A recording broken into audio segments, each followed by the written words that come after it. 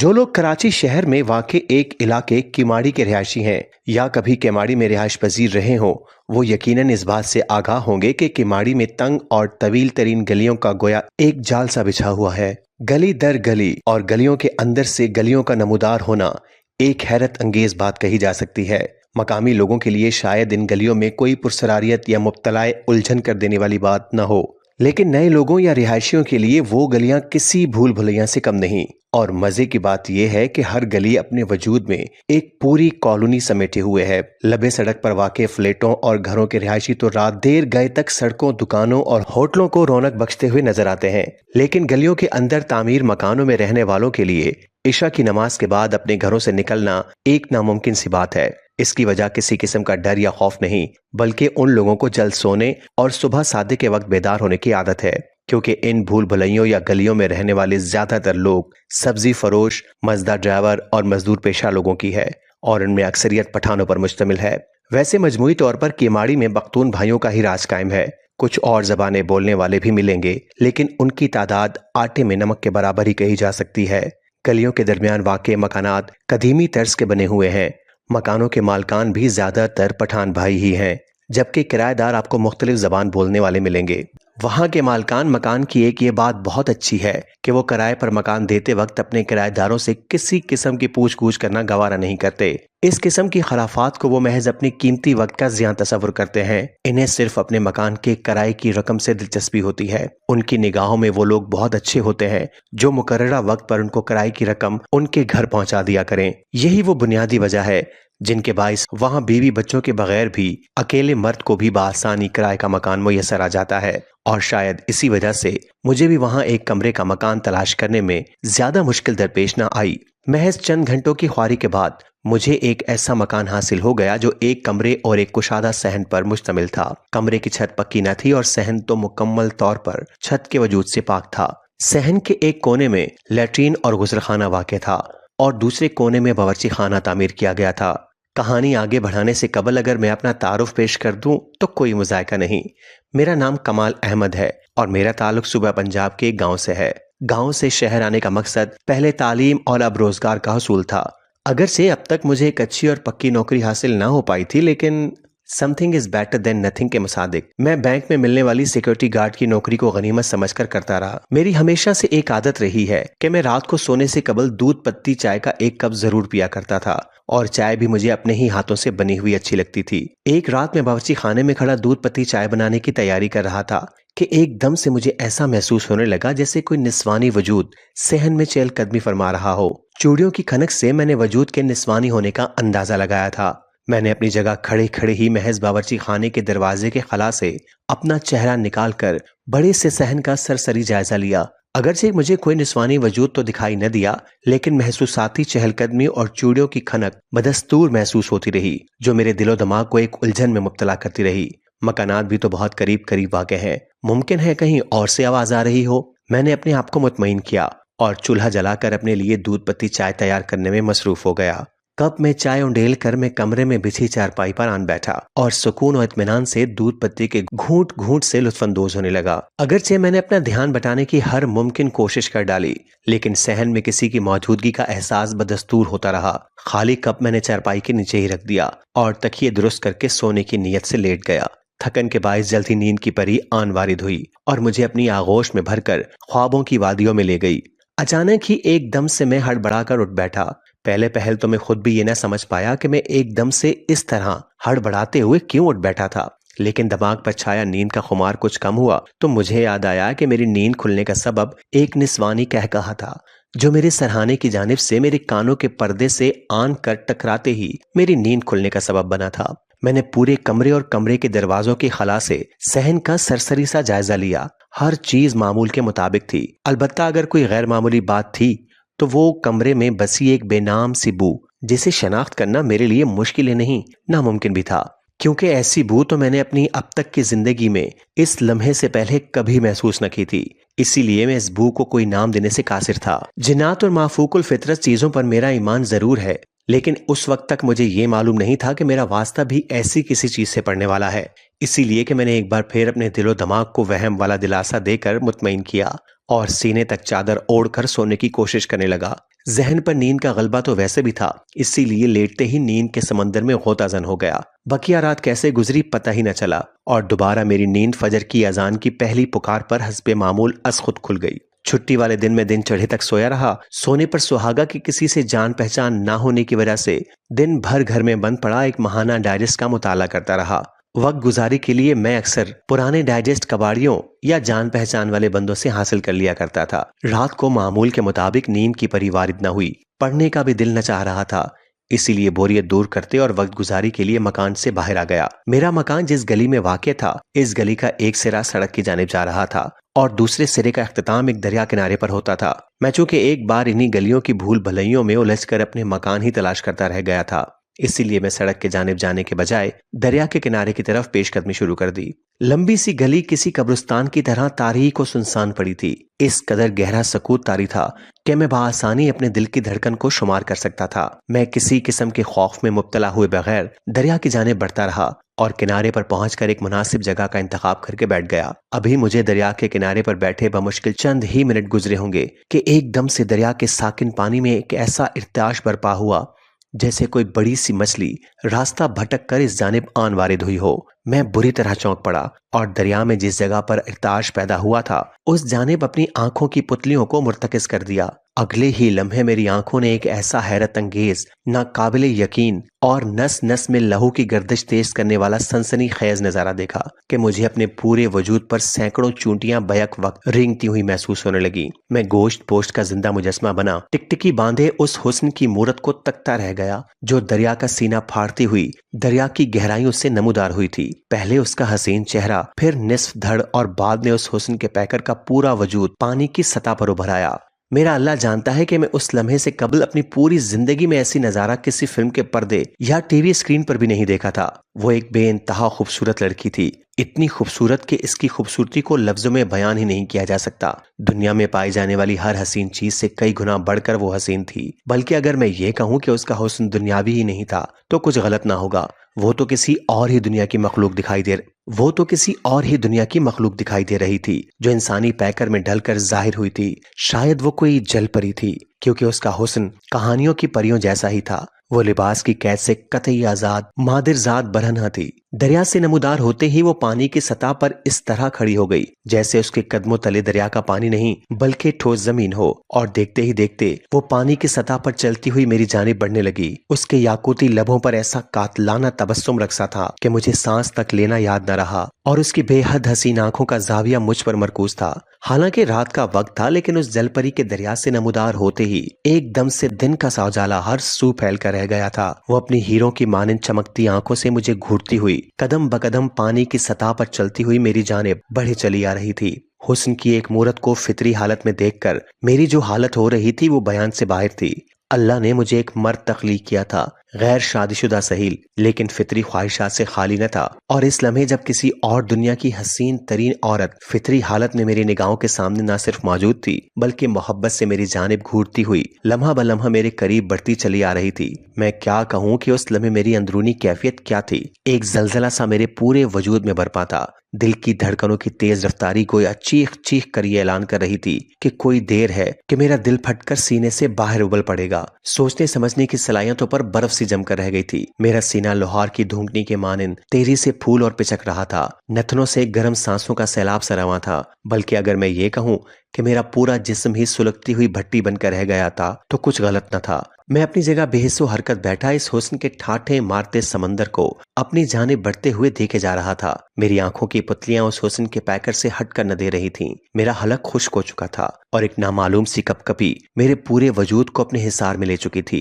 इतना तो मैं यकीन से कह सकता हूँ कि ये कपकपाहट किसी डर या खौफ की वजह से न थी। अलबत्ता उस कपकपाहट को अगर एक मादरजात बरहना औरत के दीदार का नतीजा करार दिया जाए तो ज्यादा मुनासिब होगा। वो पानी की सतह पर चलती हुई मेरे करीब होती रही। उसके हर बढ़ते कदम के साथ हमारे दरमियान का फासला तेजी से कम हो रहा था। मैंने अपनी जगह से 1 इंच भी हिलने की जहमत गवारा न की थी। वही मेरी तरफ बढ़ते चली आ रही थी और इससे पहले कि वो किनारे तक पहुंचकर मेरे सामने आकर बैठ जाती या अपने याकूती लब खोलकर मुझे मुखातिब कर पाती, इस वक्त यहाँ बैठकर क्या कर रहे हो, ایک گرجدار سی مردانہ آواز عقب سے مجھ پر حملہ آور ہوئی اور میرے حواسوں کو ہی نہیں میرے پورے وجود کو جھنجھوڑ گئی۔ میں بری طرح چونک کر رہ گیا اور چہرہ گھما کر آواز کے وجود کی طرف دیکھا۔ میں نے اپنے چہرے کا رخ بدلا ہی تھا کہ لمحے بھر کے اندر ماحول پر ویسی ہی تاریکی مسلط ہو کر رہ گئی جو اس حسن کے پیکر کے دریا سے نمودار ہونے سے قبل تاری تھی، اور میری سماعتوں نے کسی وجود کے دریا میں ڈبکی لگانے کی آواز بھی بالکل واضح سنی۔ رات کے اس پہر یہاں کیا کر رہے ہو؟ وہ ایک نورانی چہرے والے بزرگ تھے۔ انہوں نے سفید شلوار قمیض زیب تن کر رکھی تھی، سر پر نماز کی سفید ٹوپی اور ہاتھوں میں سفید موتیوں والی تسبیح پکڑ رکھی تھی۔ وہ اتنے ضعیف تھے کہ ان کی لمبی سی داڑھی اور مونچھوں کے ہی نہیں بھووں اور پلکوں تک کے بال دودھ کے مانند سفید تھے۔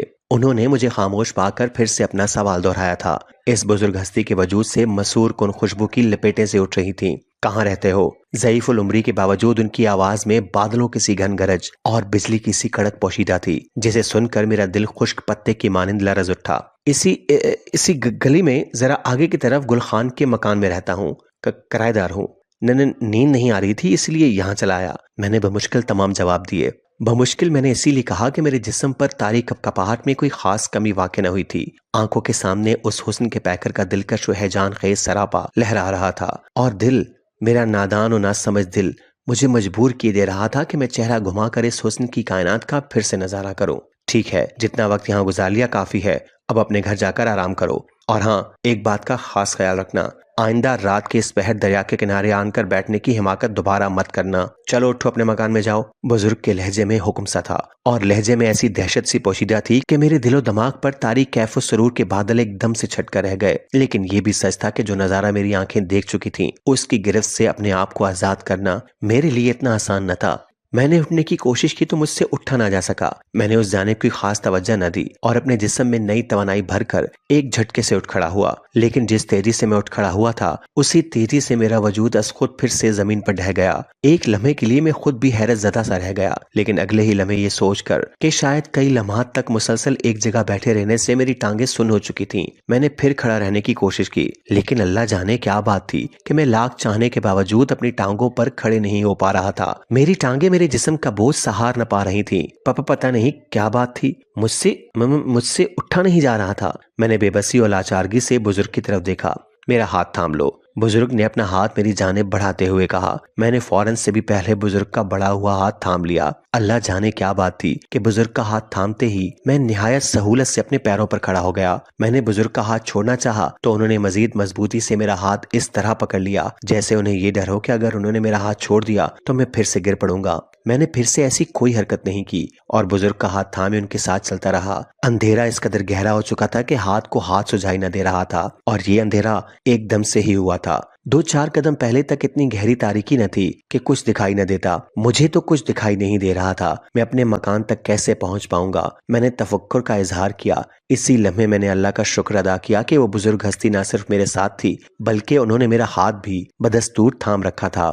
ہم تمہارے مکان کے صحن میں کھڑے ہیں، بزرگ ہستی نے یہ جواب دے کر مجھے حیرت کے سمندر میں غرق ہونے پر مجبور کر دیا۔ میرا حیرت زدہ ہونا حق بجانب تھا۔ لمحے بھر کے اندر دریا کے کنارے سے مکان کے اندر پہنچ جانا حیرت زدہ کرنے والی ہی بات تھی۔ لگتا ہے پورے علاقے کی بجلی چلی گئی ہے۔ میں نے یہ الفاظ اسی لیے ادا کیے تھے کیونکہ میں باہر جانے سے قبل کمرے اور صحن میں لگی ٹیوب لائٹس آن کر کے گیا تھا۔ ایسا کچھ نہیں ہے، یہ لو۔ بزرگ نے میرے ہاتھوں میں ایک کانچ کی بوتل تھماتے ہوئے کہا، اس میں عرق گلاب ہے، اسے اپنی آنکھوں کی پتلیوں پر ٹپکانا، بینائی لوٹ آئے گی۔ بزرگ کی یہ بات مجھے بری طرح چونکا گئی۔ کیا؟ میرے لبوں سے ایک چیخ سی آزاد ہو کر رہ گئی۔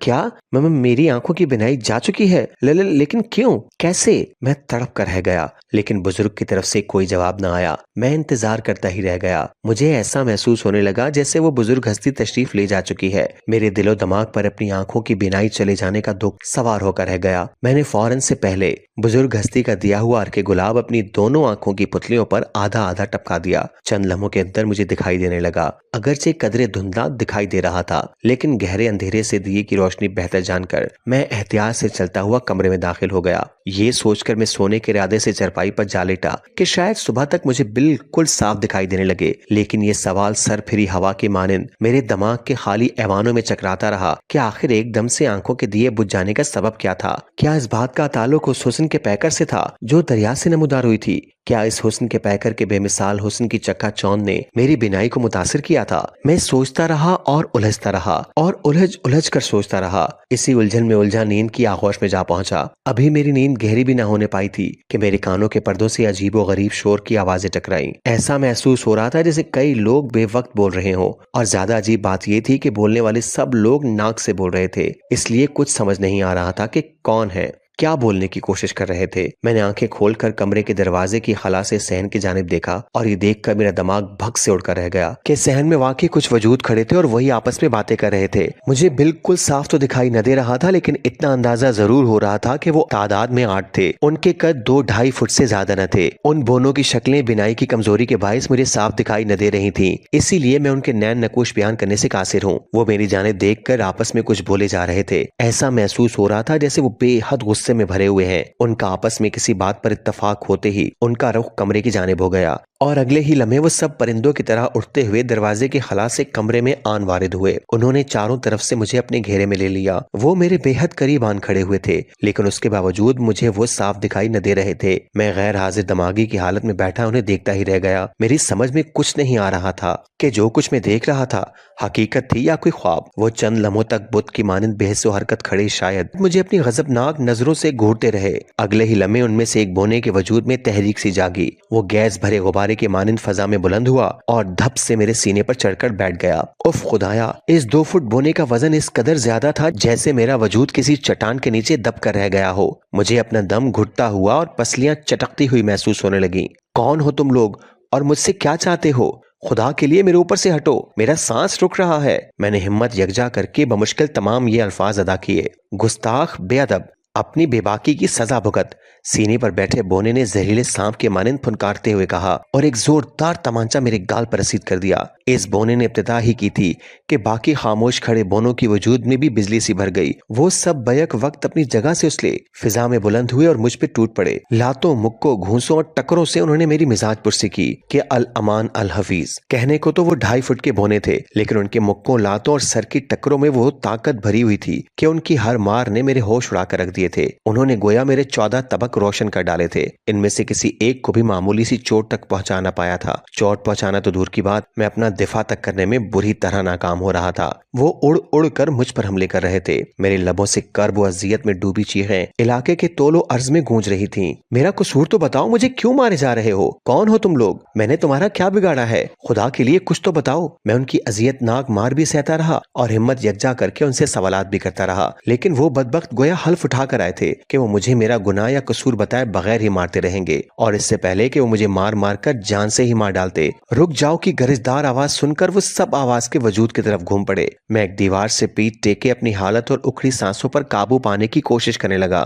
مجھے اس بات پر شدید حیرت سی تھی کہ ان بونوں کی اتنی مار کھانے کے باوجود میرے جسم کے کسی بھی حصے سے خون کی ایک بوند بھی نہ ٹپکنے پائی تھی، جبکہ میرے خیال سے مجھے اپنے ہی خون میں تر ہو جانا چاہیے تھا۔ البتہ جسم کا باقی درد ناقابل برداشت ہوا جا رہا تھا۔ ان کی ٹکروں سے میرا سر اس شدت سے چکرا رہا تھا جیسے میں کسی گولائی میں گھومنے والے کسی تیز رفتار جھولے پر سوار ہوں۔ اسے کس بات کی سزا دے رہے ہو؟ غلطی اس کی نہیں ہے۔ میرے کانوں نے اسی بزرگ کی گرجدار آواز سنی۔ وہ بہت غصے میں بول رہے تھے۔ اس سے پہلے کہ میں معاملے کو سمجھنے کی کوشش کر پاتا، دماغ پر مسلط ہو جانے والی تاریکی نے مجھے اپنے اطراف سے قطعی بیگانہ کر دیا۔ دن چڑھے جب مجھے ہوش آیا تو جسم کے ہر حصے میں اٹھنے والی درد کی ناقابل برداشت ٹیسوں نے رات والی اذیت ناک کہانی کو دماغ کے اسکرین پر پھر سے پیش کرنا شروع کر دیا۔ میرا پورا جسم کسی مواد بھرے پھوڑے کی مانند دکھ رہا تھا۔ کروٹ کروٹ پر ایک اذیت ناک آہ میرے لبوں سے آزاد ہو کر رہ جاتی تھی۔ یہ اذیت مجھے اس بات کا احساس دلا رہی تھی کہ کل رات اس مکان میں میری جو خاطر تواضع کی گئی تھی وہ کوئی خواب نہیں، ایک ناقابل یقین حقیقت تھی۔ آخر وہ بونے کون تھے؟ वो मेरे मकान में किस तरह घुस आए थे, और सबसे बढ़कर ये कि उन्होंने मुझे इस कदर बेरहमी से क्यों पीटा था। कहीं वो बोने कोई गैर इंसानी मखलूक तो नहीं थे। इस सोच के आते ही उनका उड़ना और उड़ उड़ कर मुझ पर हमलावर होना याद आने लगा। इस बात में अब किसी शक व शुबे की मामूली सी गुंजाइश भी न रही थी कि वो बोने एक गैर इंसानी मखलूक थे। अब सवाल ये पैदा होता है कि उन्होंने मुझे मेरी किस बेबाकी की ऐसी अजियतनाक सजा दी थी। बेबाकी का ख्याल आते ही मेरे दिमाग में बड़ी जोर का छन्नाका हुआ। कहीं उस अजियतनाक पिटाई का ताल्लुक उस दरिया वाली हसीन लड़की से तो नहीं? हाँ, 100% यही बात है। ओ मेरे खुदाया, इससे पहले कि ये गैर इंसानी मखलूक मेरी बिनाई मुतासिर करे और मुझे अजियतनाक मार के जायके से आशना करने के बाद किसी और अजियत से हमकनार करने के लिए फिर से आन वारिद हो, मुझे यहाँ से चले जाना चाहिए। इस ख्याल के आते ही मैंने अपने दिल में पुख्ता इरादा कर लिया कि बहुत जल्द मैं किमाड़ी को हमेशा के लिए खैरबाद कह जाऊंगा। लेकिन इससे पहले मुझे अपनी चोटों और आंखों की बिनाई का तसल्ली बख्श इलाज करवाना था। मेरी उम्र इस वक्त 60 साल है। मैं आज भी गैर शादीशुदा हूँ। शायद आपको यकीन ना आए, लेकिन ये सच है कि मेरी आंखों की बिनाई लौट कर ना आ सकी। आज भी मुझे अपने अतराफ की हर चीज धुंधली दिखाई देती है, और दिलचस्प बात यह है किसी औरत का वजूद धुंधला भी दिखाई नहीं देता। अगर कोई औरत मेरे सामने आकर खड़ी हो जाए और मुझे मुखातिब करे तो मुझे उसकी सिर्फ आवाज सुनाई देती है। उसका वजूद अंधेरे का हिस्सा बनकर रह जाता है, चाहे वो औरत मेरी माँ या बहन ही क्यों ना हो। औरत के वजूद के अलावा मुझे हर चीज दिखाई देती है, चाहे धुंधली ही सही, लेकिन औरत दिखाई नहीं देती। आज भी मैं इस सवाल की भूल भुलैयों में उलझा रहता हूँ कि वो हुस्न का पैकर कौन थी। उसके हुस्न का नजारा करने के बाद मेरी आंखों की रोशनियां क्यों बुझकर रह गईं? अगर वो नेक हस्ती ऐन वक्त पर वारिद होकर मुझे इस मावराई हुस्न के सहर की गिरफ्त से आजाद न करते और करामाती अर्क गुलाब देकर मेरी कुछ बिनाई ना लौटाते, तो अल्लाह जाने मुझे किन किन अजियतों का सामना करना पड़ता। मेरे एक दोस्त ने मेरी कहानी सुनकर हंसते हुए कहा, शुक्र कर तूने उस मावराई हुस्न के पैकर की आवाज नहीं सुनी, वरना नीम अंधा होने के साथ साथ तू हमेशा के लिए बहरा भी होकर रह जाता। कोई अगर औरत दिखाई भी न देती और औरत की आवाज सुनने के लिए भी तरस जाते। शायद मेरे दोस्त की ये बात सच ही होती। कोई तो वजह थी कि उस मावराई हुस्न के पैकर को देखने के बाद मेरी आंखें किसी और औरत के वजूद को देखने के काबिल न रही थीं, और बहुत सोचने के बाद मैं इस नतीजे पर पहुंचा था कि मेरी आंखों ने हुस्न की जिस कायनात का नजारा किया था, उस हसीन नजारे की चक्का चौंध ने मेरी आंखें इस कदर खैरा कर डाली थी कि इंसानी जावियों का हुस्न उसके सामने मान पड़ चुका था। इसीलिए मुझे किसी औरत का वजूद दिखाई न देता था। और सच तो यह है कि इस हुस्न के पैकर को देखने के बाद कोई और हुस्न मेरी निगाहों में जच ही नहीं पाता। इसीलिए मुझे इस बात का कोई गम नहीं था कि मेरी बिनाई क्यों चली गई। अलबत्ता इस सवाल के जवाब की भूल भलाइयों में मैं हमेशा ही उलझा रहूंगा कि वो कौन थी और मुझे ही क्यों दिखाई दी।